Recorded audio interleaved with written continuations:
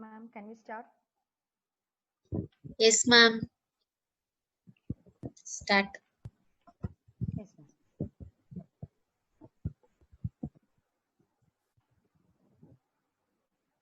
A very warm, pleasant good morning to all participants, respected principal, professors, faculty friends, dearest students from various colleges, industrial experts, and our valuable speaker, Engineer Akshay P K. On behalf of CSE department and the team of faculty and VVIT CSI chapter, I welcome all the participants to this live webinar session on cloud computing with AWS. First of all, I express my sincere greetings to our management and to our principal who has given strong support and a consistent encouragement to do such type of activities. And let us move to the program. And today's topic of live webinar is cloud computing with AWS. As all of us know that among all the current technologies, cloud computing is the most popular technology today. And so today, after this particular session, you will get an answer for the question, what is the importance of cloud computing? And many of us would have heard different types of cloud services, IaaS, PaaS, and SaaS, etc., which have been the major categories, and there are some subcategories under this, and which all will form the cloud computing stack. And there are three different ways in which the clouds will also perform, that is public cloud, private cloud, and hybrid cloud. And the major sequence of cloud computing in our majority of our life is it makes it easier for the user to access their software, files, and documents from any device. Since the user can save their files on the cloud, it saves storage space in the hard disk also. And this not only saves money, but also makes interactions with their workers and clients easier and hassle-free. And there are various cloud service providers to our knowledge today: Google Cloud, Amazon Web Services, Microsoft Azure, IBM, Bluemix, Alune, etc. And today's overview of the session plan to be carried out by our speaker is under career guidance and what is a reality, an introduction to cloud computing and AWS, and the creation of free tier AWS account for college students, and AWS basic walkthrough with additional resources ZI. And I wish the sessions will help the audience to feel and make them more responsible and valuable where they are. And it also will provide a chance to design and develop using the AWS services for their research and project work.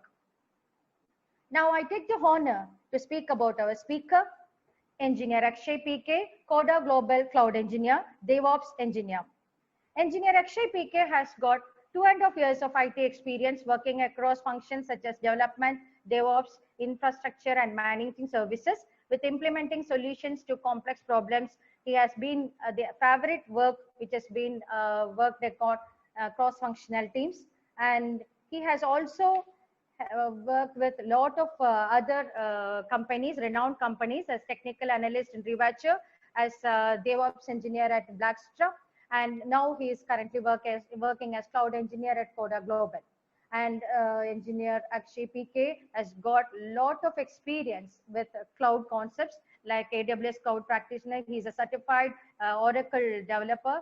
Then he is a Microsoft certified professional, and he is also a Google associate cloud engineer. And he will today's session, he will give a good idea about the concepts that the today's students are expecting to know, and how we can effectively use our particular concepts, etc. And Akshay sir has also been focused on cloud infrastructure automation and CD pipeline development, and he has also helped in releasing the management leveraging several popular platforms and tools.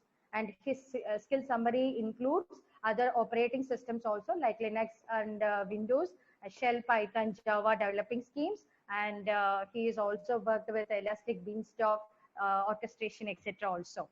And I wish, sir, it is a proud moment for us that you could share your knowledge in all these particular areas to our students with the time limit what has been provided. And there will be a demo session also. I think sir will be showing us a demo session. And now over to the speaker.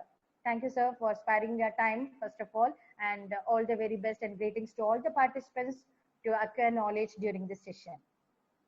And one more thing, and in our session, what we are going to do is in order to make the quality webinar experience, what I expect is please all the participants kindly mute your audio and video when the speaker is tuning his particular speech.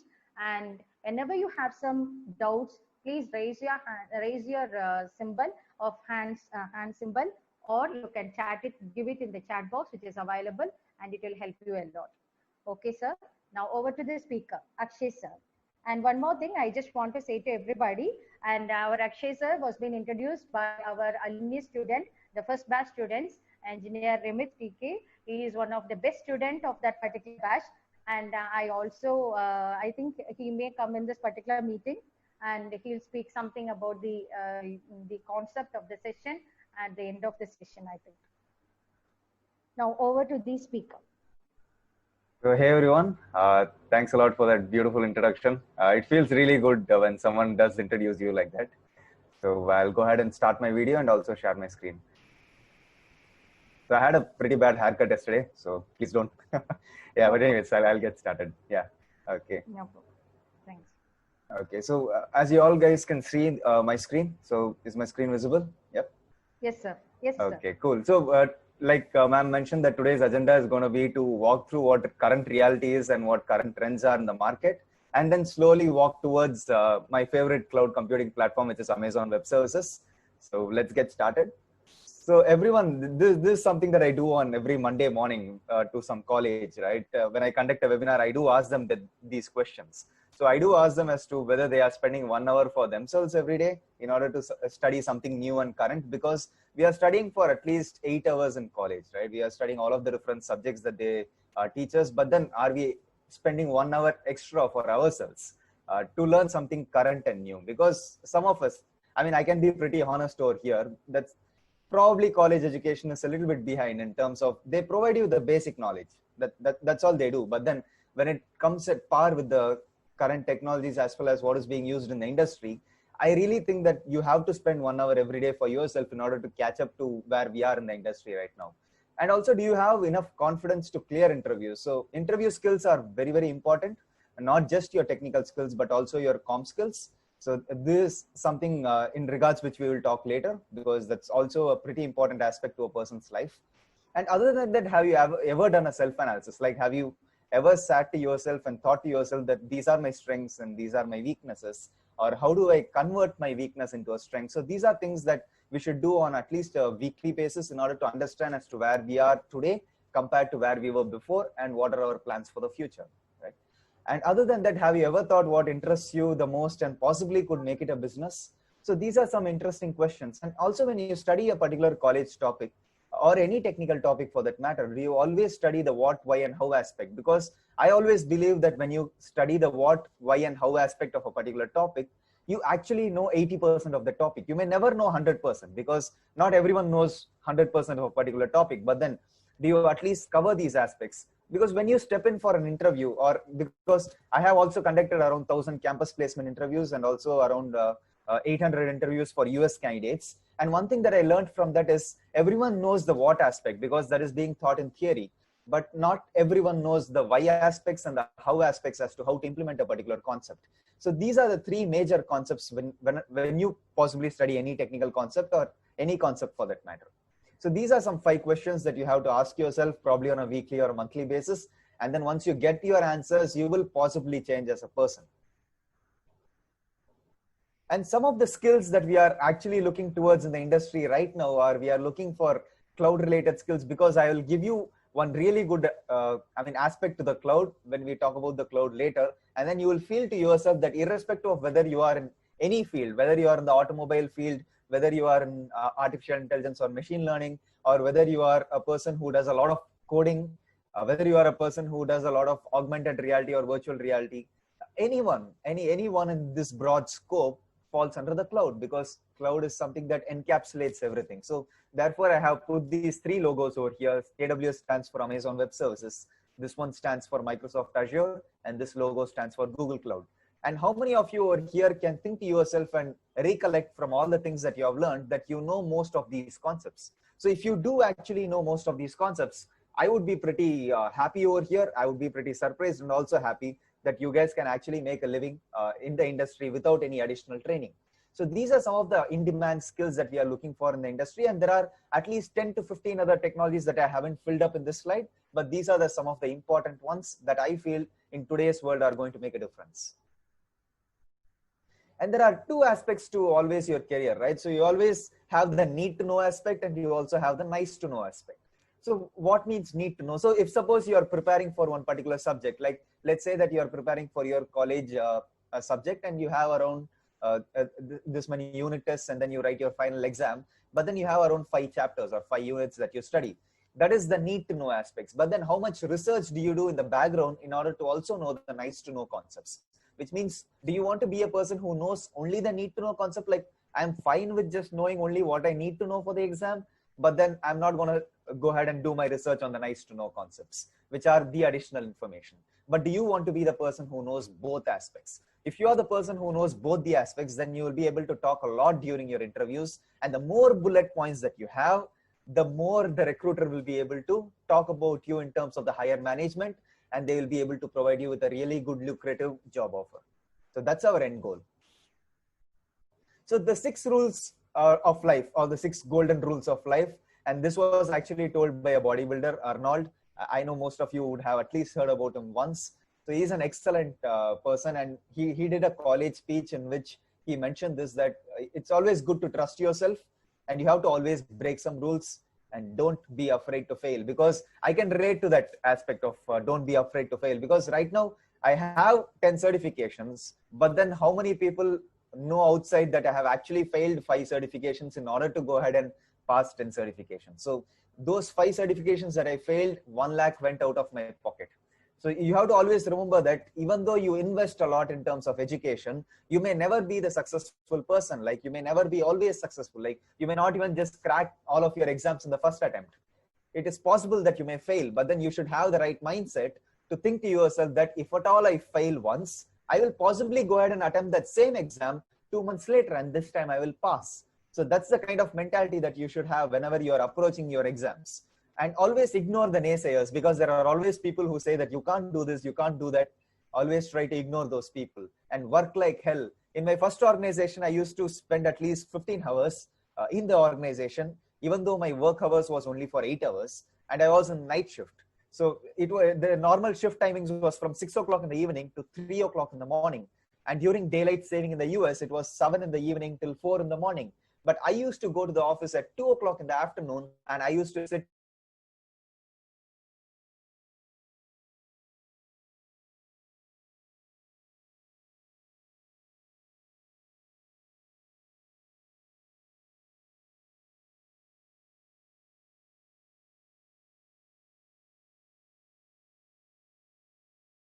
of this session, you will know as to what I have given back to the community, and you should always give back to the community, like how Ramit has today, helped me in order to go ahead and do this session for all of you guys. And I would also like to thank Vedavyasa Institute of Technology for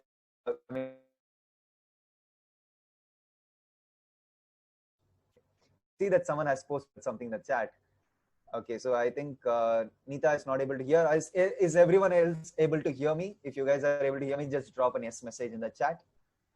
Yes, sir. We can hear you. Awesome. Okay, cool. Thank you. Okay, so a lot of students have this particular thought that, do I have to do higher studies right after college, or possibly can I go for work? So the answer that I give them is, you should always have the industry experience, because I always believe that you studied for 4 years of college studies, and then you got to always do something in the industry with that knowledge that you studied for 4 years. But then unfortunately, the way the curriculum is right now, you may not be able to utilize all of the 4 years of knowledge, but at least some of the subjects that you studied in your work industry, in your organization, for any use case scenario that a client presents you. So that means I would always recommend a person to go ahead and do their work right after college, because they can understand as to how an organization works, what are the different management tactics, and how do you possibly work within a team in the organization. Possibly, how does your lead go ahead and manage a team by themselves? So These are some aspects that you can always learn only through experience, and no one is going to teach it to you whenever you read a possible subject and so on. So then possibly after 2 years or 3 years of work, I would suggest you to save some money for yourself and then go ahead and do your higher studies, whether it can be a specialization or it can possibly be an MBA in terms of the management aspects that you would like to study, and then go ahead and attend placements again and go down the management route or even the technical route. So that's my best recommendation. But then a lot of people that I see who have enough capital try to go to the US or Canada in terms of their higher studies, because it's been a normal routine that people have been doing for the last 10 years or so, I believe.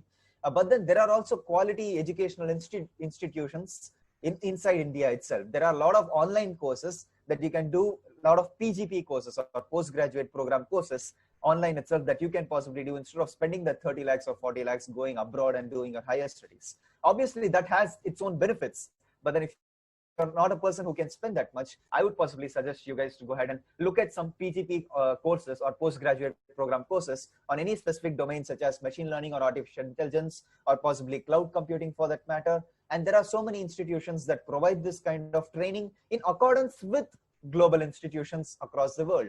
So that's something that I would recommend a lot of you to do.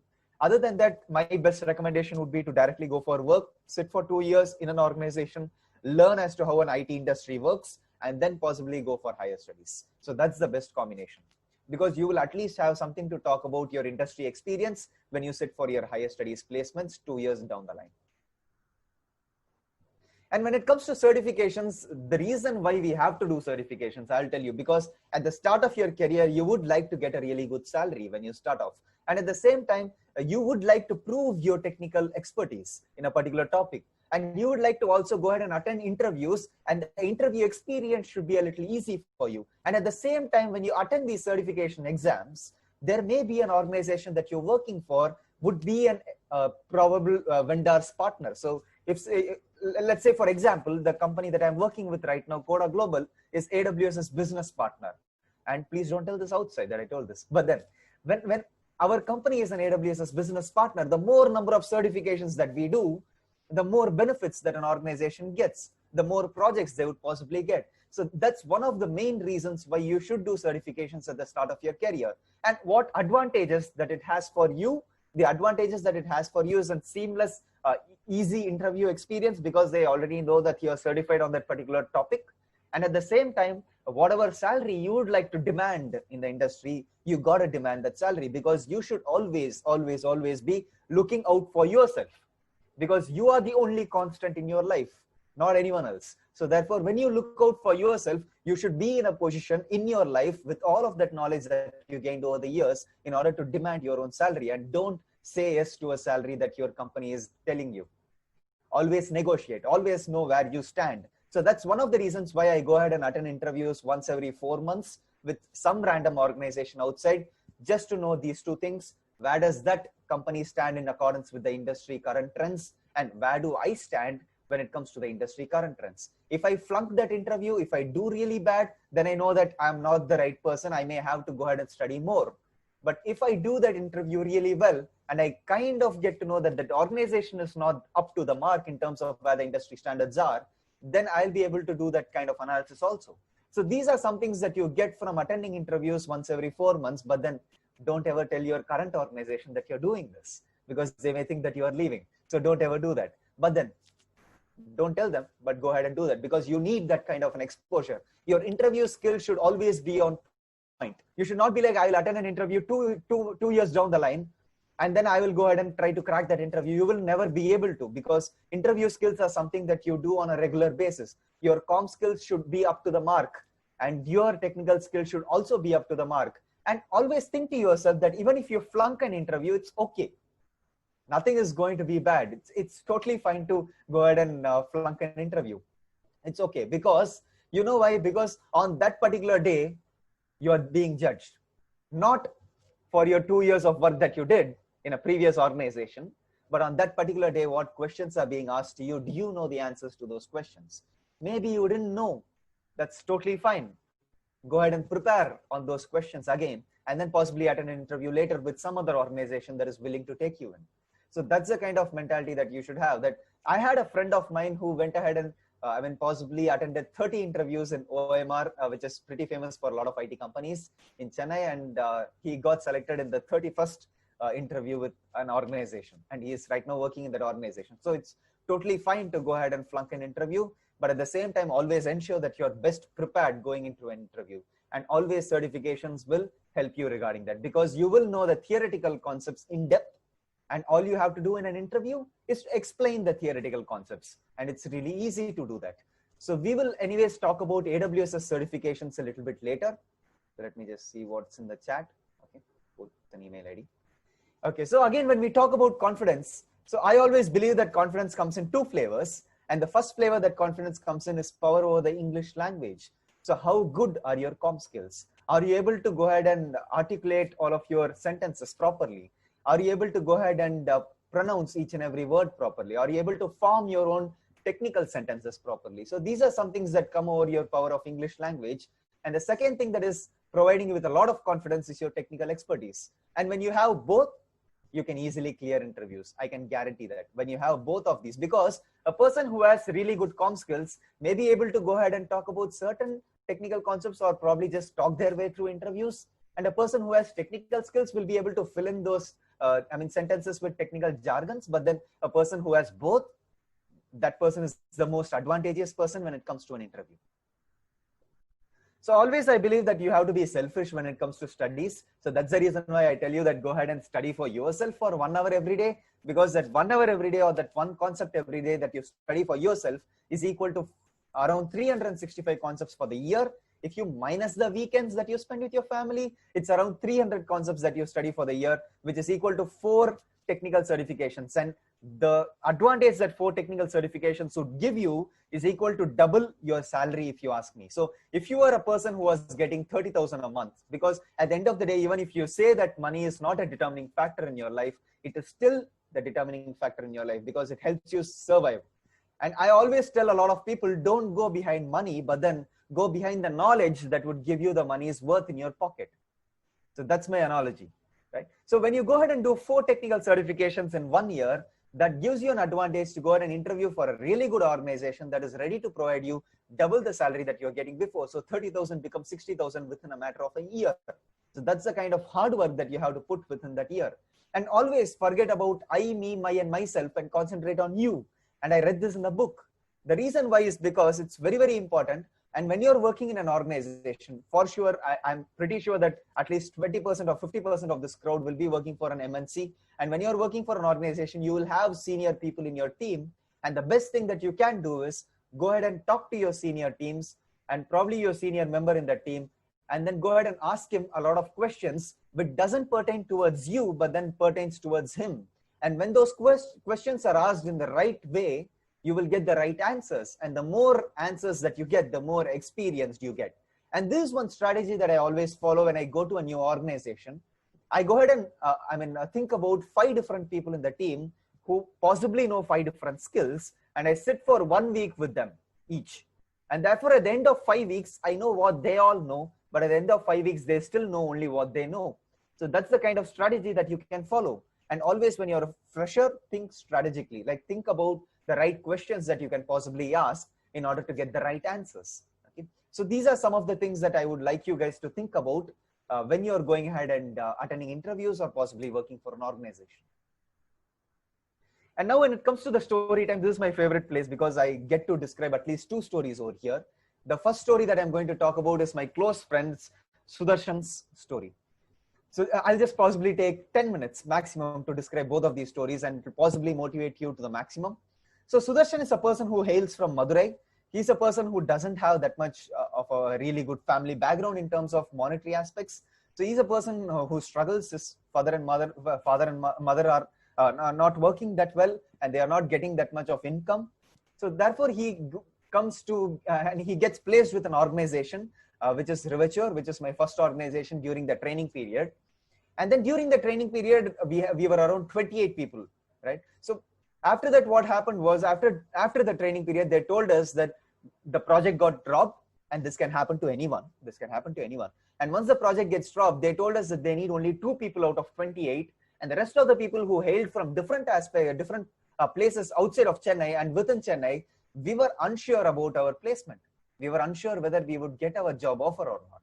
So that was the kind of scenario that we were caught in the year of 2018. So we literally had no clue as to what to do. So therefore, what happened with Sudarshan was that he was not the brightest of the batch. So unfortunately, he had to go back to his hometown in the month of March, and then he had to come back again in the month of June for some additional training. And each and every time he came back to Chennai, he had to spend at least extra 2,000 per month in terms of the accommodation. He had to spend for food, which was not even given by the company. So that was the kind of situation that he was caught in, because he had already spent at least 60,000 out of his pocket in order to get this job offer from this company after the training period. But unfortunately, he was still in a position that he would not get it. So when he came for the interview for the second time, I specifically talked to the HR and I told the HR that please do give a chance to Sudarshan one more time, possibly for some other designation in the organization, because he has spent a lot of money, he is struggling a lot. And therefore, when he came for the interview for the second time, you will not believe that we all have at least a really good family, and we all have shelter, we all have good food to eat literally every day. But then there are a lot of people who don't even have the basic necessities. So when he came the second time, he attended the interview, but then he didn't have a place to stay. He didn't have a place to sleep. So the result would possibly take 2 days for the company to announce whether he had got selected and possibly roll out the offer to him.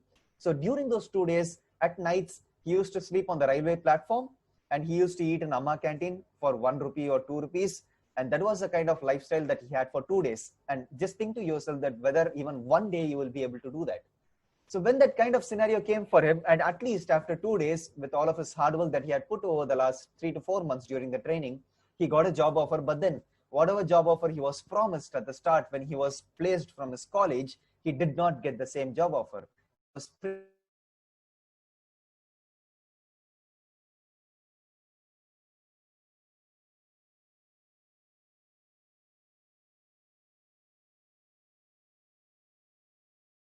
literally every day, but right now his salary has come to the point where he was actually promised 2 years before when he got placed with the organization. So that's the kind of story that Sudarshan tells us, and it tells us that anything can happen to anyone at any point of time. All we have to do is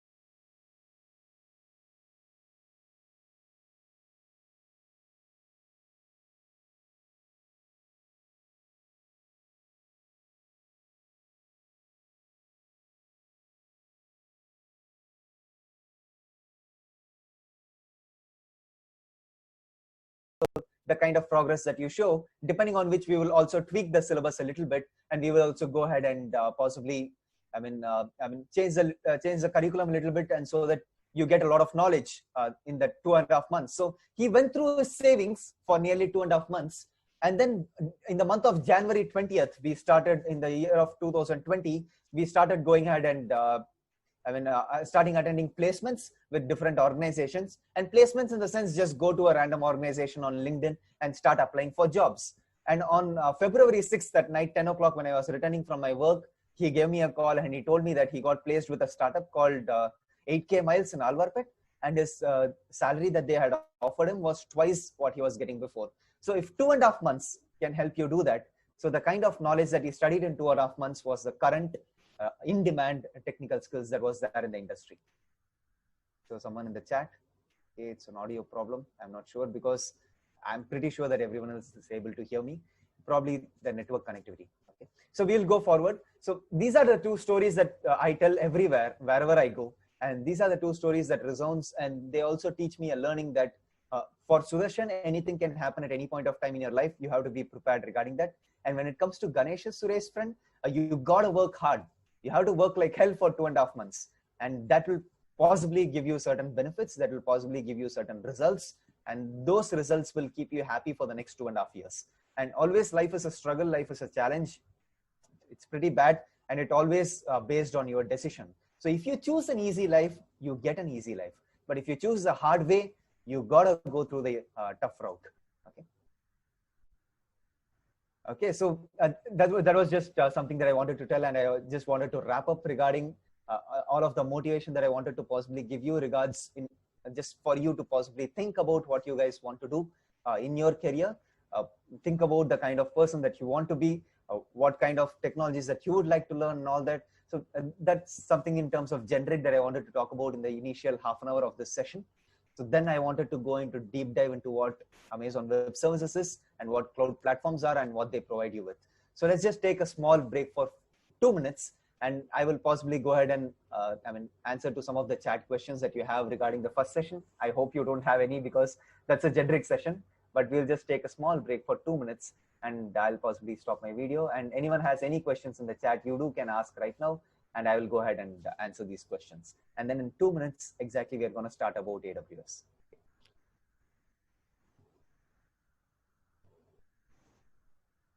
So AWS is my favorite topic to talk about, and the next slide actually has all of my something about myself.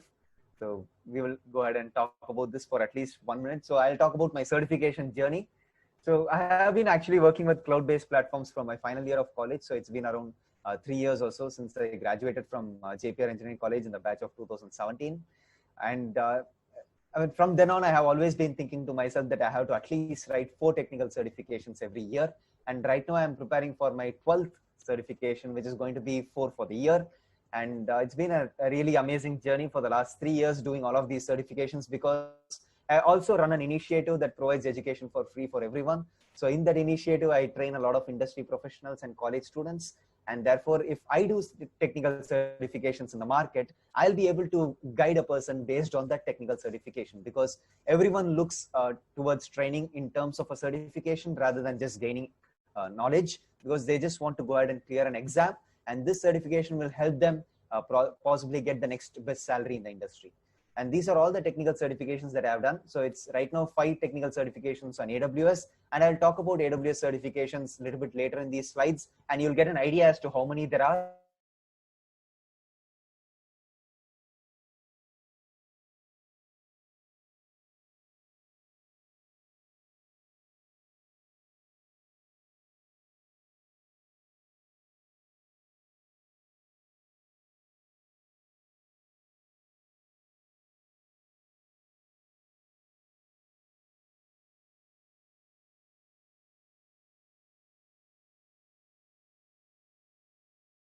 For any interview, irrespective of whether it be a network administrator, system administrator, AI ML engineer, DevOps administrator, cloud engineer, as well as Java developer, .NET developer, Python developer, anywhere, any designation that you apply for, even a front-end developer or a full stack developer, all of these guys have to know the cloud. That's the kind of situation that you are in right now.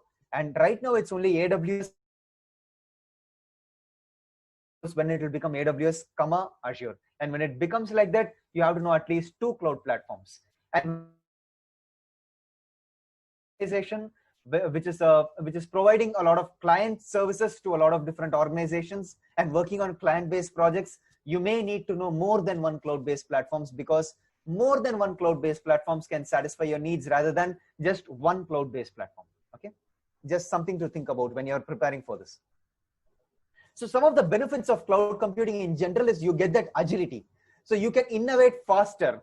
You can concentrate on your application more rather than concentrating about the infrastructure provisioning, because when you start concentrating on our applications, the more faster release cycles that you can have, the more faster iterations you can have, the much faster you can develop. So you can go ahead and send out features for your application within a matter of days. That's something that I would like you guys to think about. When you're developing your own applications, think about agility, think about speed, because you don't need to worry about the underlying infrastructure because it is being managed and maintained by Amazon Web Services themselves.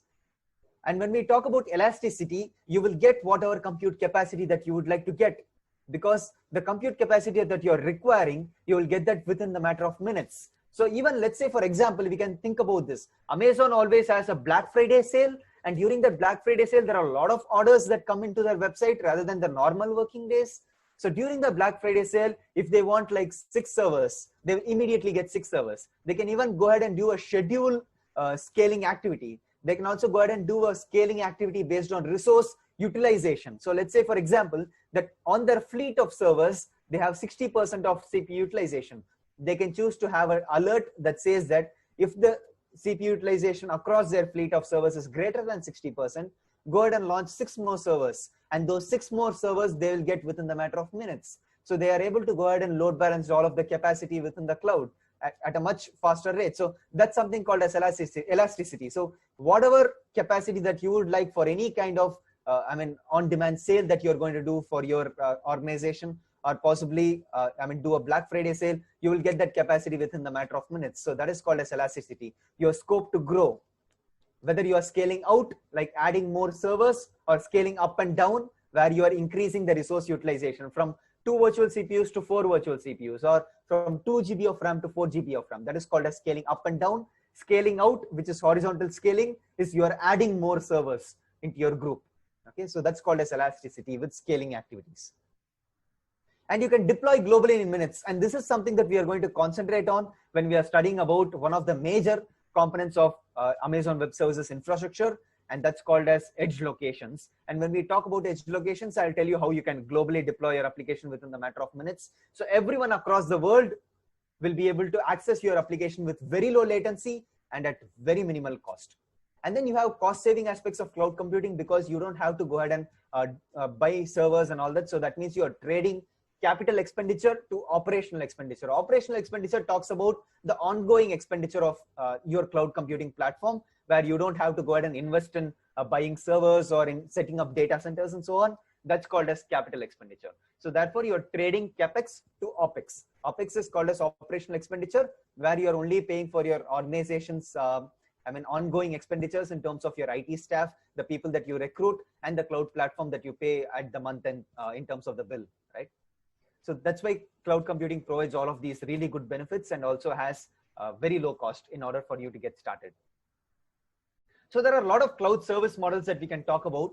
And the cloud service models at the introduction, when they did the introduction, they talked about software as a service, platform as a service, infrastructure as a service. But then the ones that are very famous in today's world are container as a service, functions as a service, database as a service, disaster recovery as a service. So these are a lot of different, in fact, infrastructure as code. These are also different cloud service models. So these are things that you have to think about when you're studying about the cloud. But then we will only be concentrating on the 3 major ones, which are software as a service, platform as a service, and infrastructure as a service. And I'll put it in very layman terms that you'll be able to, in fact, immediately understand what it is. So when it comes to the cloud service models with this specific diagram, on-premise infrastructure, which you set up by yourself and provisioning your own hardware, buying your own hardware, you have to go ahead and manage literally everything, man. It's big headache. You have to go ahead and provision your networking infrastructure in terms of your switches and your routers. You have to also go ahead and provision your storage servers, which are network attached storage or storage attached networks. So there are some chat questions. Okay, these are email IDs. Okay. And then you'll have to also go ahead and provision your virtualization layer, whether you want to use Zen or whether you want to use KVM. You have to always think about the virtualization layer, which is going to allow you to do virtualization. And then you have to always think about the host operating system. You have to think about the middleware or your runtime that you are going to install in terms of all of the application runtimes like JDK, .NET frameworks and all that. And then you have to also worry about your data and the applications that you run over your on-premise infrastructure. So everything is your headache. And when it comes to infrastructure as a service, the networking aspect up to the virtualization aspect is the cloud provider's headache. So the cloud provider takes care about the virtualization aspects and the network aspects, as well as the storage and the servers aspect. But I think one person is unmuted. I can hear some background noise. Okay, cool. Thank you. Okay, and when it comes to your responsibilities for infrastructure as a service, you will have to worry about the operating system. You will still have to worry about all of the runtime and the data and the applications that you have to install onto your servers, right?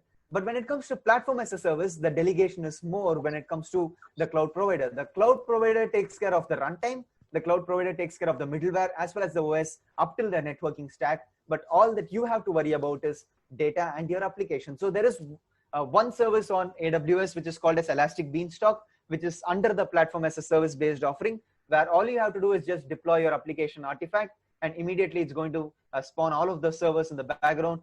It's going to maintain and manage all of the servers. You don't even have to worry about the infrastructure provisioning. All you have to worry about is the application that you're deploying onto that infrastructure. But when it comes to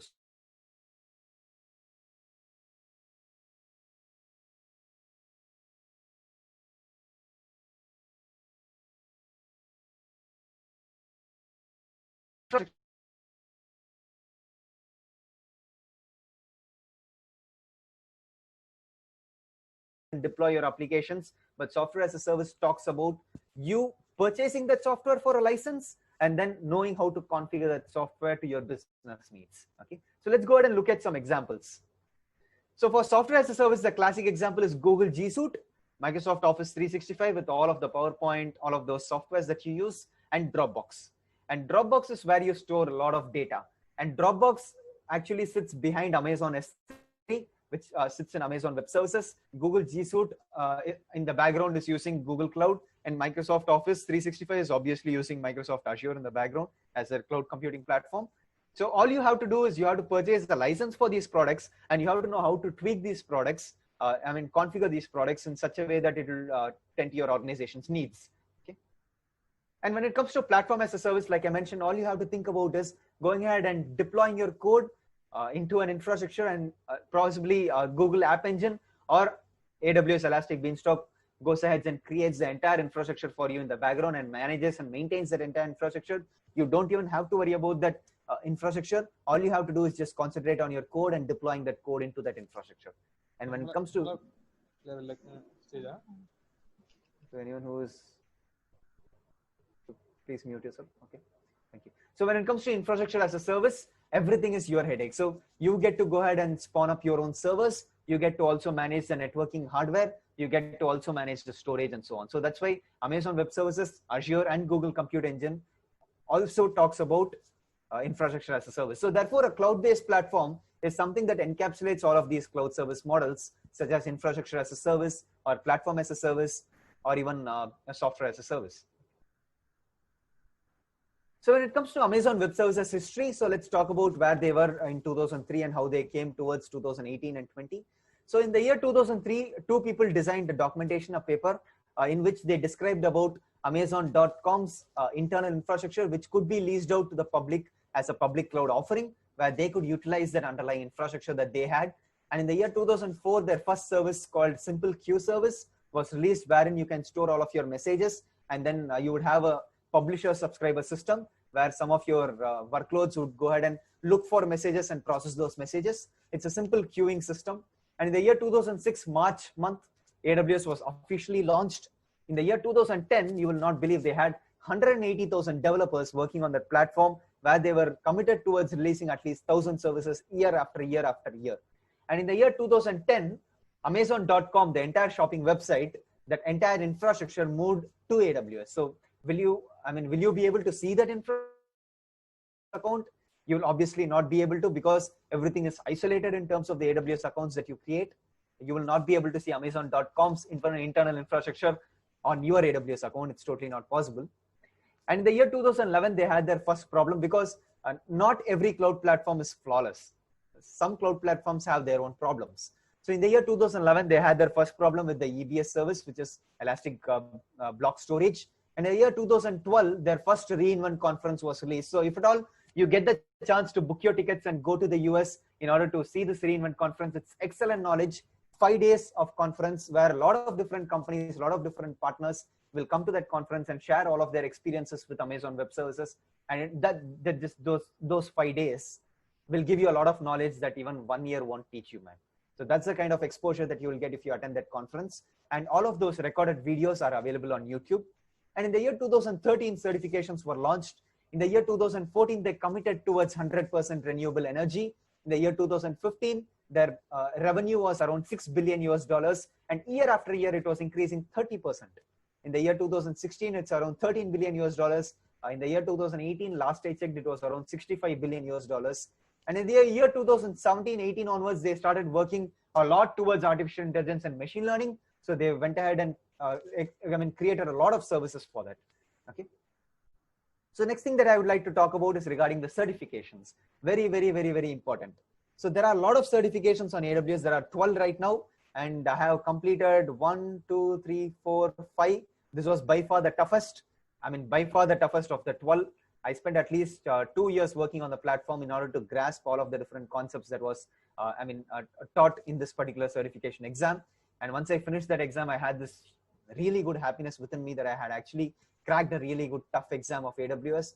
Other than that, I'm right now concentrating on some of my specialty exams. So when we break this down, the foundation exam actually requires at least 2 to 3 months of practical exposure on the AWS platform. And the foundation exam is called as Cloud Practitioner. And the next here we have the associate level, where we have at least 1 year of working experience, where we will be able to crack the solutions architect associate, which talks about high available architecture. So let's say, for example, that one person in this audience is going ahead and creating an infrastructure to host their application. How do you ensure that you have a fault tolerant architecture or a highly available architecture? In the sense, if your underlying infrastructure is gone, how do you still have zero downtime for your end users? How will you still be able to satisfy all of the requests of your end users? So think along high availability and think along the lines of disaster recovery, and also think along the lines of fault tolerance. So that's something that this exam will teach you. And regarding the developer associate, you will get a lot of knowledge regarding the DevOps aspect. What kind of release management cycles can you have? Whether you can have a CI/CD pipeline, continuous integration, continuous deployment, continuous delivery. How do you design all of that within AWS itself? And then when it comes to SysOps administrator, it's a culmination of both solutions architect and developer, but more along the lines of a system administrator related syllabus. And then on the professional level, you should have a minimum of 2 years experience in terms of working, designing, and operating AWS cloud solutions. And then you will be able to go ahead and attend solutions architect professional, which is the advanced certificates for solutions architect associate, and the DevOps engineer professional, which is a combination of both SysOps administrator and developer associate. And when it comes to the specialty, you have specialty exams pertaining towards a specific domain. You have one for advanced networking for people who are really good with the networking concepts. You have one for security specialty. You have one for Alexa skill builder specialty. You have one for machine learning specialty. You have one for data analytics, which was revamped this year. It was previously known as big data specialty. And then you have one for database, which was released in March 2020 this year. Okay. So you have 12 AWS certifications. If you complete your professional certification, automatically these two will be renewed for the next 3 years. Each and every one of these certifications are valid only for 3 years. And if you are going ahead and doing a professional certification, it will renew whatever is the associate one that is below that. And when it comes to when it came to the year after 2019, there was no prerequisite to attending any one of these certifications. So before 2019, you had a prerequisite. You should do only an associate, then only you should go to a professional or to a specialty. But after 2019, you can directly attend a professional or a specialty if at all you want to. So that's the kind of strategy that they have regarding certifications. If you ask me the cost aspect of these certifications, 8,000 INR for the foundational one, 11,500 for one attempt for the associate one, 22,000, which is $300 for the professional one, and again 22,000 for the specialty one for one attempt. So always be best prepared if you're going ahead and writing a certification, because it's something that you spend out of your own pocket. And if you're working for an organization, you can always go ahead and claim a reimbursement if your organization is providing one for any one of these certifications. Okay.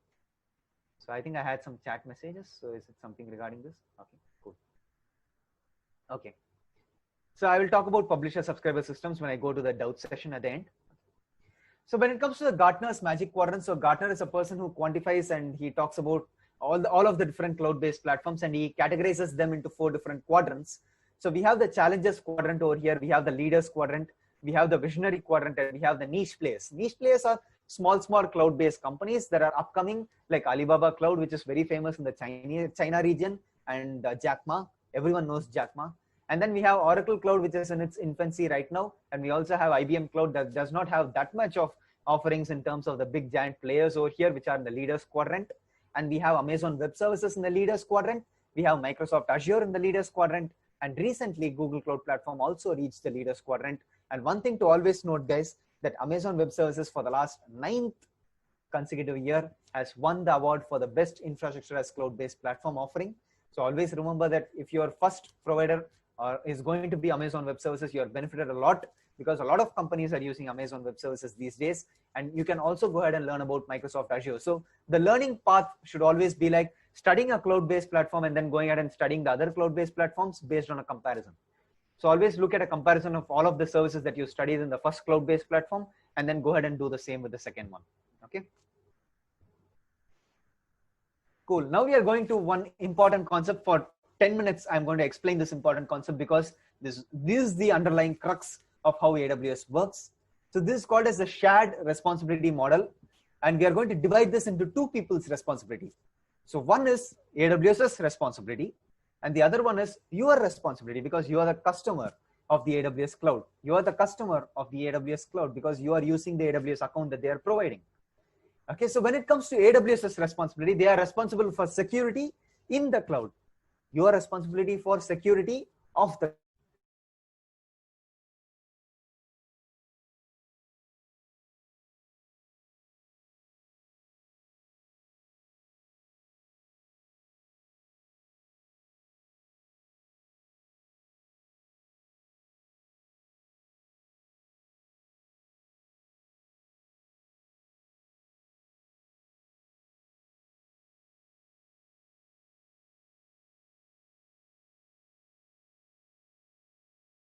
least 18 to 20 regions that you can use for yourself, where you would like to host all of your resources.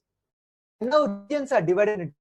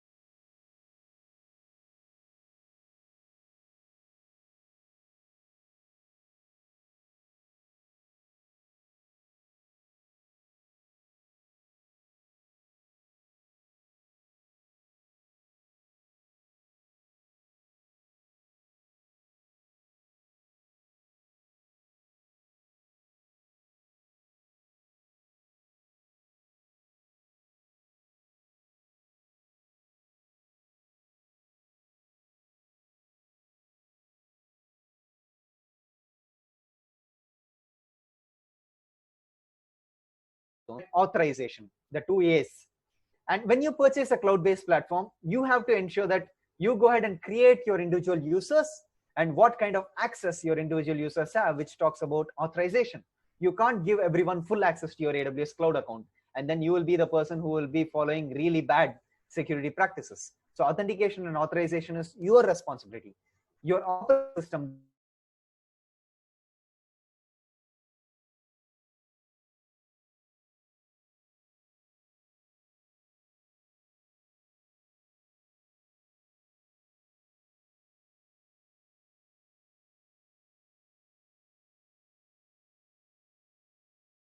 configuration.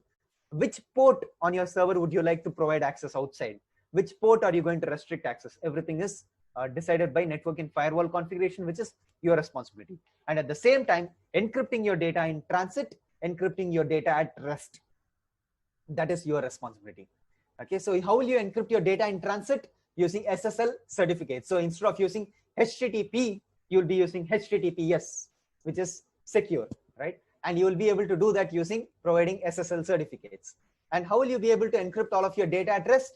Using key management service, using symmetric keys or asymmetric keys. Okay, so these are all of the things that you have to think about when it comes to your responsibility in the cloud. So therefore, I hope that this gives you a really high overview, really good overview into how this works. So I'm just going to skip through some of the slides over here, which talks about regions, which I already spoke about before. Like we have around 24 regions right now, a pretty outdated slide. Talks about 24 regions right now, where we have 2 regions in China, which we can't access unless we are in China.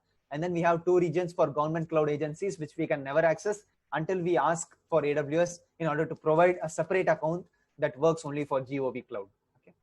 And regarding availability zones, I specified that we have at least typical of 3 data centers within an availability zone, and they are separated by 100 kilometers, which is 60 miles of each other. Because if suppose there is an outage in one availability zone, if suppose there is a natural disaster in one availability zone, you will still be able to serve all of your end users in another availability zone. So that's why I always think about Solutions Architect Associate, because Solutions Architect Associate teaches you about how do you create fault tolerant architectures. And more regarding availability zones is they have high bandwidth, low latency network, fully redundant, dedicated fiber optic cables that are spread across multiple different ACs connecting each other. They are powerful enough to provide you synchronous replication between the ACs. So when it comes to the edge locations, we have around 216 points of presence, 205 edge locations, which are smaller caching servers, and 11 regional edge caches, which are bigger caching servers in 84 cities across 42 countries. And the security that it provides us, by default, it provides us with HTTPS because secures our data in transit. It protects us from application and network layer attacks such as cross-site scripting, SQL injection, HTTP flood attacks, and so on. It also provides us, security in terms of access control. So I can specify that the users of the country China, or the users of the country Japan, or the users of the country US cannot access my application. If I say something like that, they can't. They will not be able to. Those are some of the benefits that edge locations provide us with. And the edge locations, in terms of the hardware, they are compliant with PCI DSS level 1.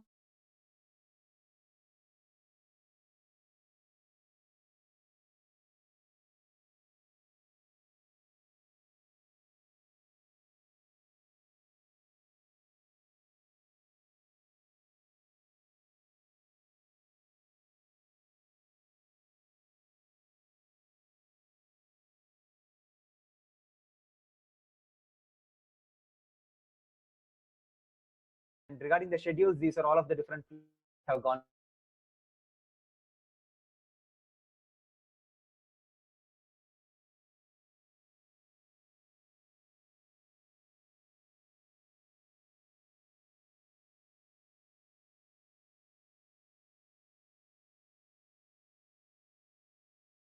For the last year or so, and ranging from L1 support to project managers, and we have done all of this training for free. All of the content that we deliver is for free. All of the courses that we create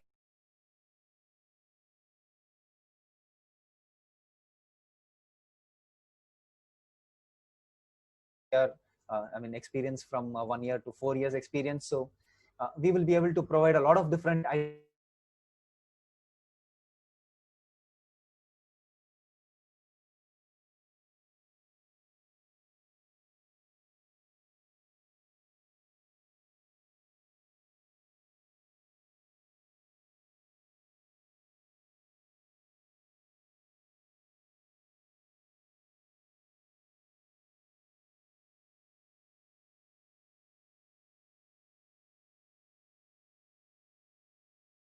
Center and so on. My next batch starts in the month of July, on July 12th. So let me just take a little bit of time to talk about that. So I'll just stop the share screen and I'll just share my PPT again. Okay, cool. So you guys should be able to see the PPT right now. Okay. So other than that, I would just like to talk about Network Geek. So Network Geek is the training center that was started in the year 2014. And its intention was to give training on CCNA certification for Cisco Certified Network Associate for routing and switching, and also for different domains for the networking aspects, and at very affordable cost. And now it has grown towards, offering courses on various technologies like cybersecurity, network security, networking, cloud computing, and so on. The passion was to endure quality education, and the pride in doing is what drives us. And money isn't and never shall be the determining factor or the motive behind this cause, because me as a person, I always believe that education should be given for free. And I have been doing a lot over the last 2.5 years in order to do that.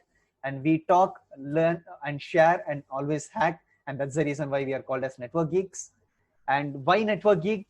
Because they have the best in class training at reasonable cost. So a lot of people right now would be thinking that I'm giving an advertisement for Network Geek, but think to yourself that you would like to get quality education at the affordable cost, at the best price possible. We also deliver free education for some of the people who are not even able to afford that amount, right? So that's the kind of training center that we are. And take it from me that we have gone ahead and, in fact, I have personally trained at multiple training centers, at least 3 right now that I have trained at. And each of those training center charges, enormous fees, 20,000 or 30,000 for a certification. But if you reach out to me personally, I'll be able to provide you that entire certification's knowledge for 0 cost. So that's the kind of person that I am, because I always believe that education should be given for free. But when you approach Network Geek, and when you are going to do networking related certifications, they are the best in Tamil Nadu as well as in Chennai, and possibly in fact in India, because they have the best lab setup, which you can access virtually from home, as well as when you come for classroom training. And always the first few classes are demo classes, and then you can choose to whether you want to continue or not. And we have all of the classroom recordings available. We do all of the recordings on Zoom, and we have 100% assurance on clearing exams. So we will not provide dumps, but we will provide a proper practice test, and we will give you real-time scenarios that you can work on. Okay. So other than that, regarding my initiative, we have conducted guest lectures for nearly 12 or 13 colleges. And right now we have spread across Kerala also, because thank you for this initiative today, because right now I can say to a lot of people that I have also lectured or done a webinar for a college in Kerala. And I have done one for a college in Erode before. And other than that, most of my other colleges that I reach out to are in Chennai and in Kanchipuram district. And we have trained more than 1,000 industry professionals right now, ranging from L1 support to project managers. We equip them on AWS, microservices, Docker, and KH, which are the most in-demand current skills in the market. And we have released our own course content for free on the platform called as teachable.com. And currently we have around 784 students who are studying across the entire world on our platform, and they are doing our entire course. The course is for at least 28 hours, 8 minutes of content. It gives you all of the necessary aspects in regards with AWS and the cloud. It also teaches you about Docker and microservices. We are going to introduce KH soon into our course, but we are also going to go ahead and release our course on Udemy soon, but Udemy has their own licensing that we have to follow. Therefore, we will not be able to provide it for free on Udemy. But right now we have it for free on the Teachable platform, and anyone who goes to the Teachable platform and signs up for our course, they will be able to directly access our course for free for lifetime. And we will be adding more content every day. I'm spending at least 1 hour every day adding more content into my course. And this is very, very useful for college students who would like to get started with AWS. Okay. And like I said, if you're born on this planet, create a meaningful, purposeful life for yourself and use that experience to impact the lives of others. There should be a positivity. There should be a lot of positive aspects into your life, and a lot of positivity that you should spread to everyone. So let me just stop my screen share again, and let me go back to the browser screen share, where I'll just open up my Teachable platform in one of the tabs, and I'll just walk you through how you would sign up for that. So I'm just going to go to zerosinitiative.teachable.com. And since I'm in an incognito window, I can go ahead and log in or sign up. The first thing that you guys have to do is go ahead and sign up. And once you sign up, it's going to ask you to go ahead and sign up with a new email address. So I'm going to use a new email address over here. The email address possibly let me use this. Okay, that's under the full name. Let me paste the email address over here and the password. And let's go ahead and agree to these terms and conditions and click on sign up. Okay, so email is already in use. Possibly I'll use one other email, the one that I possibly use for this one. Yeah. Let me sign in. So the email ID that I was using is Prachi Akshay 2301-1995. Okay. So Prachi Akshay 2301-1995 at gmail.com. Password.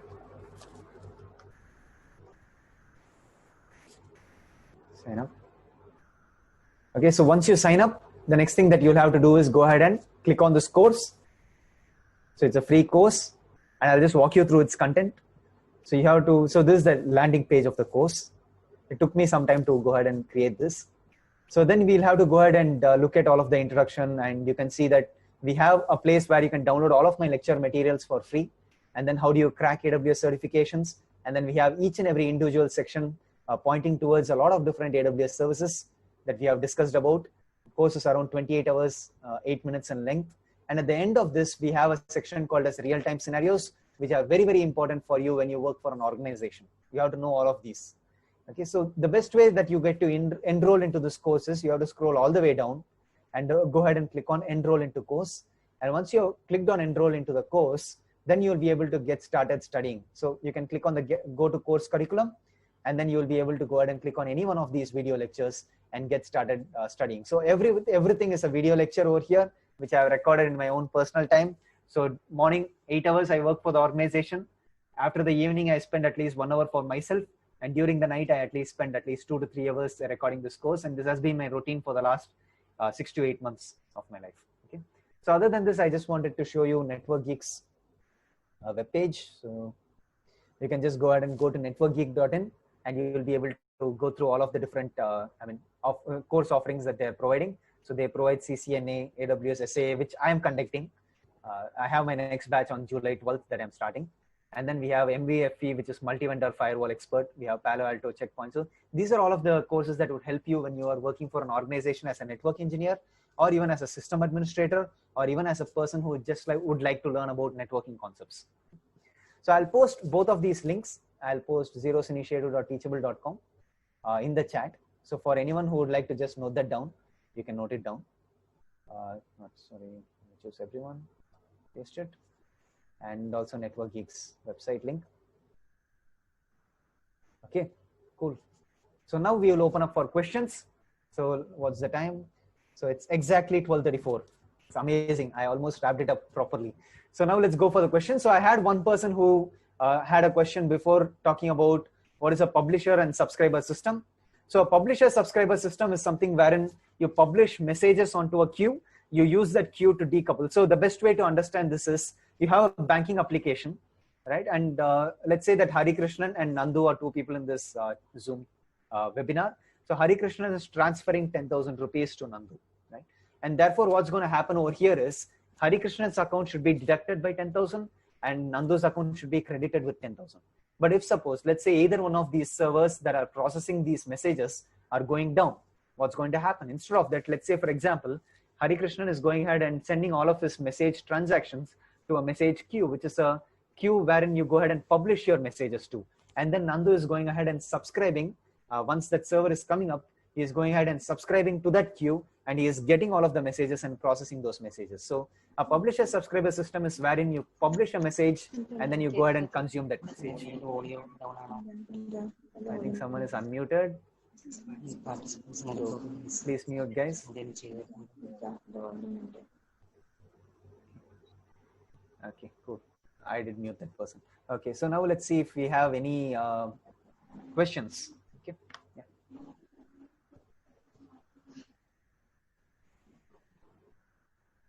But before that, thank you guys. Thanks a lot for attending this session. It was amazing. Thank you. Hello, sir. Yes, yes. Sir, can I ask Remit to say some few words? Remit? Oh, or yes, is there... sure, 100%. Yeah, please, yes. please. Hello, good morning, good afternoon, everyone. I hope you guys can hear my voice. Yeah, hearing ma'am. Thank you. So, I don't know what to say. I mean, it's been a lot of information in this 1.5 hours Akshay is actually given. Even for me, I'm a kind of 10, 12 years of experience in this IT industry, but he has amazingly managed to integrate almost all of the concepts, which is currently is a trend in the IT industry. I don't know how he has managed the entire concept to convey in 1.5 hours. There is a lot, guys, going on in cloud, all the IT related technologies. So I would like to give him a good feedback, and thank you, Akshay, for all those things. And thank you for attending, everyone who has attended this webinar. If you want to know more, just go to his Zeros Initiative website. I enrolled in that. It's absolutely free for all the engineering graduates to come into a industry-oriented platform. Okay. I will not talk much. It will be boring as of now. So I would like also to thank you, Kavita Ms., the entire Vedavyasa management, teachers, staffs, everyone, students, for giving us a wonderful platform to at least let you guys know what is happening outside. You know, when I passed out of Vedavyasa, it's Calicut University, we had the valuable degree with us. I also moved into different kinds of scenarios. I'm sorry, excuse me. Yeah, so I moved into embedded system, then a little bit of programming, and finally I landed into security platform. Currently, I'm a cybersecurity specialist. So I've also done different certifications as of now that costed me a lot, and it was very difficult to learn. Googling, Cisco is one of the major networking platform giant. But the documentations they put in the internet is very obsolete. It's very difficult to learn. So I would say these people, the network geek, actually has helped me a lot in learning the security platform. And Akshay, who is the cloud guru, I would say. So please use, guys, please use this platform. It is absolutely free. I would assure you it's absolutely free. And we would all like you to see in a better and the best environment. Our country needs you because, India is one of the best provider of IT-based solution and services. So make our country proud. You guys can do it. It's very easy once you are in the platform. I wish you all a very best future. That's all from my part. Thank you. This is Ramit TK. Thank you, Ramit. It was a wonderful feedback. And Sir Akshay sir, it's my honor that I have got such a link from Ramit. And it is really a honor to hear such a knowledgeful session today. And any more questions, please? Everybody can unmute yourself and ask the questions. Yeah, so one more thing that I wanted to share at this point of time is that if other than the cloud, right? So if you want any other content, you can always reach out to us and we'll be able to provide that content for free, because over the last 2.5 years, we have also spent a lot of money in order to get the right content out there in the internet. And in terms of DevOps or full stack or even just basic Java coding or even Python coding, we'll be able to help you by providing you the right guidance. And we do have a lot of students under our mentorship right now, one person from SRM and one person from PSG in Coimbatore, and they are doing excellent work right now in their 3rd year of college itself. So we would like to take a lot more students if possible, and any questions right now at this point of time is really helpful. I'll possibly do one more thing right now. I'll just post my WhatsApp number over here in the chat. So anyone who wants to give a message in WhatsApp, you can give anytime, and I'll ensure that any one of my teammates help you. Okay? Thank you, sir. Thanks for the valuable time. And it was really a wonderful job that you have done. And Zero Initiative will really become success, and it will be highly useful for students and staff members, I feel. Thank you. And let me ask anybody, you have any questions, please raise your hands. Questions. And please, one more thing, please do create yourself a really good profile on LinkedIn. because everyone looks at LinkedIn. So literally every professional activity is happening on LinkedIn right now, not necessarily right now, for the last few years. So, and if you want a really good job opportunity, please have a really good profile on LinkedIn. Okay. So start creating one. If you don't know as to how to get started, you can always reach out to us and we will ensure that you have the right wordings on your LinkedIn profile, because having the right wordings gets you the right job opportunity. Okay. So that's very, very important. Okay. Always ensure, and please do connect to us on LinkedIn. And I mean, you can get the LinkedIn profile of me. Just search for Akshay P K and you'll get it, or just search for Akshay P K 2395, and that's my ending of my LinkedIn profile. Okay. So that's something that is very important for college students. Thank you. Thank you, sir. Thank you, sir. Now I'll call Bibin, sir. Can you please say some words? Good afternoon all. It's a privilege to thank Mr. Akshay P K for his nice interaction on the topic cloud computing with AWS. So your presentation was very nice and it could give us a lot of idea regarding the cloud computing. And you have integrated almost all the key points in this particular topic. And it was just like a workshop. You have taken the effort to show it as a real-time experience. And your hard work and perseverance are really a motivation for student community as well as faculties also. So we immensely thank you, sir, for your wonderful session. And almost all of your slides was very good. And you have taken a lot of efforts to take this class. Surely we will be joining again for another session. And we wish you all the best in all the endeavors that you may take up in future. And we extend our thanks to our beloved principal, Dr. Sangeeta S., for her support for organizing this event. And we thank our HOD, Dr. Kavita Murugeshwan, for her support in organizing this event. We thank all our participants for your involvement and participation. Together we can spread the light of knowledge. And I call Anjana Miss for official vote of thanks. Thank you, sir. Good afternoon, all. Hope it was an informative as well as motivational session for all. On behalf of Vedavyasa Institute of Technology and Department of Computer Science and Engineering, I take this opportunity to thank Mr. Akshay P K for the valuable session on cloud computing with AWS. He also shared his motivational thoughts, experience from industries, which was really helpful and which will be helpful in managing our career. Thank you, sir. Thanks a lot. I also thank our alumni, Remit sir, for introducing Akshay P K to us. Thank you, Remit. Next, I thank our management for supporting for us to organize this webinar. I would like to thank our principal, ma'am, Dr. S. Sangeeta, our HOD, CSE, Dr. Kavita Murugeshwan, professors, faculty participants, teaching and non-teaching faculties, and my dear students for making this session a successful one. Thank you all. Thank you. Thank you, Anjana. And thank you, sir. Once again, it's my honor. And thanks to Remit too. Akshay, sir, we will surely meet in some more sessions. I wish everything will be a success. And all the best to everybody. Sure. Thank you. Thank you. Can we just wait for like 5 minutes to see if anyone else has any other questions? Yeah? Sure, sir. Sure. Thank you. No problem. So Srijit was like expecting hands-on session. Yeah, sure, Srijit. So you have to always think to yourself, right? Whether you are the person who can study by yourself, because I always believe that when you study by yourself, you're amazing.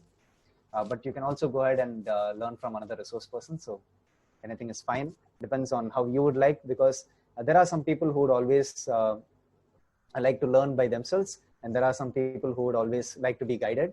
So it totally depends on your style. So I'll just post my email address over here. So you can always reach out on zerosinitiative@gmail.com or my personal email address. So either way is fine. So you can always go through my course curriculum, Srijit, and you'll be able to get a lot more hands-on practical, something that 3 years or 4 years in the industry experience would teach you, that you will get it in your 3rd year or 4th year of college itself if you do this entire course. So that's the main motive, to get you prepared for the industry at a much earlier stage. Okay. So any other questions, please feel free to even unmute yourself and talk. So I'm pretty surprised that no one has any other questions. Yeah.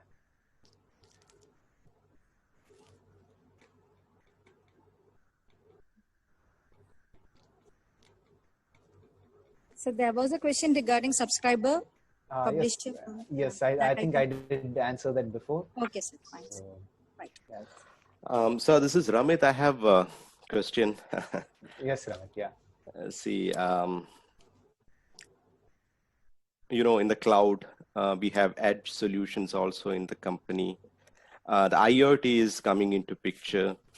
So how IoT, edge computing, how they will integrate together for the better of the industry, you know, for edge computing, IoT, and the cloud?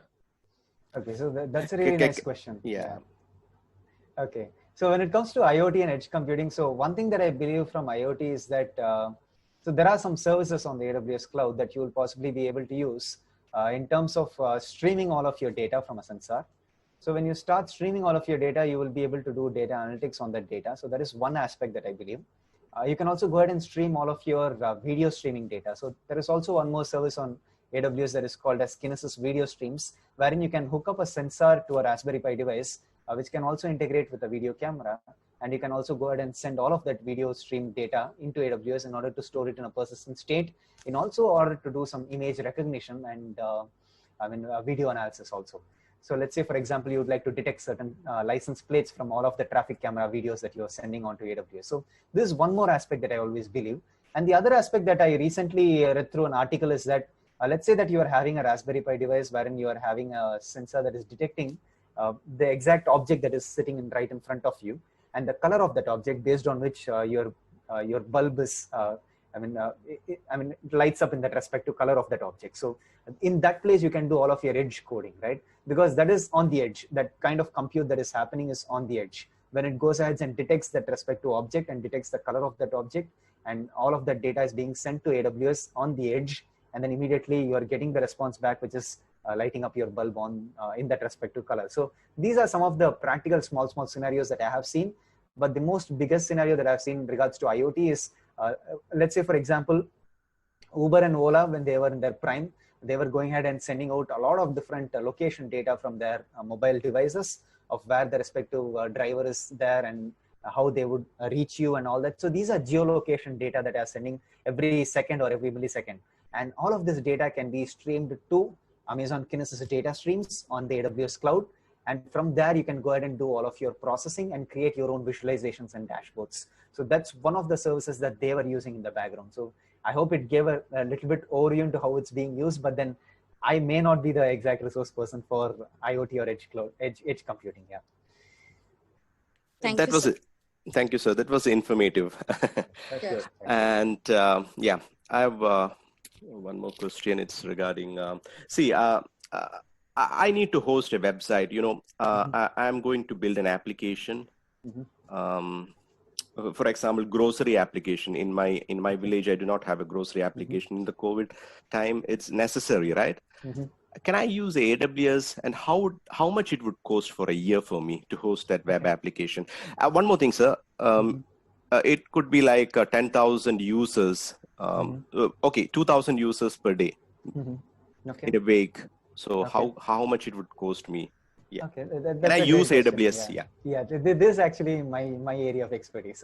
So let's talk about the application itself, because does it have a middleware component that you're going to write in Java or .NET, or does it, or is it only going to have HTML, CSS, and JavaScript? You know, it's code.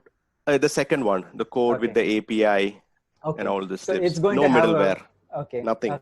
Okay. So it's going to be, if it's going to be only HTML, CSS, and JavaScript, then you can directly host it like how I did over the S3 bucket, and where the cost is pretty cheap. Because even when I hosted my website, I'm sitting in the free tier right now, and I have zero cost for my website. irrespective of how many users access that website over a period of time. The maximum that I'm paying is for the underlying storage, because I have a very big video over there in 4K resolution. And for that video alone, I'm paying 64 rupees per month. But I don't have that much of cost for my website. So always think about your application code. If it's HTML, CSS, and JavaScript, go ahead and host it on S3 itself. And in front of it, for all of your 2000 users to access it with very low latency, and rather than you incurring charges for literally every request, you can have the CloudFront distribution in front of it, which utilizes those 216 edge locations. So therefore, all of your content is being cached. So in that way, you will be able to present your end users with very low latency and have very less burden on your origin server. But if you have a web application that goes along the lines of a middleware code, wherein you have written Java or .NET code in order to expose REST API endpoints, then you would need a server to run. And there you have different possibilities. You can go ahead and host it on a very small instance of T2 Micro, which has one virtual CPU, 1 GB of RAM. And when you host it over that particular capacity, yes. Yeah, and when you host it on a server that has one virtual CPU, 1 GB of RAM, still in front of that, you can do auto scaling. You can still have a scaling policy that specifies that if your server's CPU utilization is going greater than 80%, add more servers to your group, in order in front of which you have a load balancer. So that means when you have this kind of an architecture with a front end sitting in S3, then you would possibly incur a charge of at least 1,000 to 1,200 per month. But other than that, if you just have HTML, CSS, and JavaScript, you can go ahead and have very less charges, like at least only 100 rupees or 120 rupees for your entire website that is being accessed on a daily basis by 2,000 people. But obviously think about the domain name that you have to register, because your domain name will cost, for 1 year, it will cost at least 600 rupees or 500 rupees. So that aspect you have to bring into it, but that's only for the year that you'll be paying. But for every month, it will be very less when it comes to just HTML, CSS, and JavaScript. But then the new way of doing application deployment is through serverless mechanisms. So you can use a serverless service on AWS called as Lambda, wherein only when a request is coming into your application is your server responding. And you're paying only for 100 milliseconds. So when you think about doing your architecture based on serverless capabilities of the AWS cloud using Lambda and database and all that, then I would suggest that you'll be paying much lesser compared to running your own server, which runs 24/7. Because just think about a server that is running 24/7 and you're paying for it, and think about a service that you're using wherein only when the request hits that service, it is responding back, and you're paying only for 100 milliseconds for every request. But when you're coming to a server that you provision, you're paying per hour basis for every hour for 365 days of the year, right? So therefore, your application architecture in itself should be in such a way that you save a lot of cost. So I hope that gives you a really good answer. Yeah. Definitely, yes. Thank you. Sure. Awesome. Lambda was informative. Yeah, yes. Lambda is the future. Yeah, it's the future. You can possibly go through my course, and I would have shown as to how to, have an API gateway in front of Lambda, and it talks to the database, which is DynamoDB. Yeah. I would actually get in touch with you, because I have a real requirement for myself. Okay. So cool, yeah. Cool. Awesome. So we have one more person, Hari Krishna, who's asking. So when we talk about availability zone, if I use the Mumbai region, which AC is selected for storing my data? Is the cloud provider creating a duplicate data? Awesome. That's a really good question, Hari Krishnan, because Mumbai region right now has 2 availability zones, AP South 1A and 1B. So if you're still able to see my screen, I'll just log in just once and I'll just show you that. And when you're actually storing your data in the Mumbai region, you're actually replicating the data across multiple availability zones, across multiple data centers within those availability zones, because each and every availability zone has at least minimum of 3 data centers, and every region has a minimum of 3 availability zones, excluding 1 or 2 regions that has only 2 availability zones. So think about replicating your data across multiple availability zones. So the S3 bucket that we created right now, that S3 bucket's data, that index.html file, is now residing across multiple availability zones within that region, and across multiple data centers within that availability zone. So that's why S3 itself provides you with the durability factor of 11 nines durability, 99.9999999 11 nines durability factor. So it means that there is a chance of your data being corrupted, which is 0.000000001% of your data being corrupted, because it is being replicated across multiple availability zones, across multiple data centers within those availability zones within the region. I hope you got that idea. So In fact, just to show you the availability zones, I can just show you the availability zones. So whatever availability zones you are seeing right now, that availability zones could be different when you create your own AWS account, because AWS randomizes the availability zone. So right now we are in the Mumbai region. And if I go to a service called as VPC, which is called as Virtual Private Cloud, wherein you can create your own private networking, and you go to subnets, this is where you'll be able to see the availability zones. So, okay, so Mumbai right now has 3 availability zones: AP South 1A, 1B, and 1C. Wherein within AP South 1A, 1B, and 1C, you may have 3 data centers, right? And these availability zones are isolated from each other by at least 100 kilometers distance with fiber optic cables connecting them. So in the Mumbai region, you have 3 availability zones. In the Northern Virginia region, you have 6 availability zones. Okay. So if I just shift this to the Northern Virginia region on the same page, you'll be able to see 6 availability zones, but I do have a lot of different networking concepts over here created. So let me just filter based on the default VPC that you get. So right now, if you can see over here, you have US East 1A, 1B, 1C, 1D, 1E, and 1F. 6 availability zones when it comes to Northern Virginia. And by far, don't choose the region that is closer to you, because you may have a lot more cost in that region. Northern Virginia is the cheapest region, because Northern Virginia is the region that was first introduced into the AWS cloud. And always some of the services that are there in the Northern Virginia region may not be there in the other regions.